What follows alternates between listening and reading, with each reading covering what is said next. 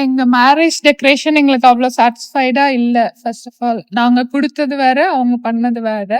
So பெரம்பலூர்லயே decorator தேடிட்டு இருந்தோம். அப்பதான் சண்மதி டெக்கரேட்டர்ஸ் வந்து நான் கூகுள்ல தான் கண்டுபிடிச்சேன்.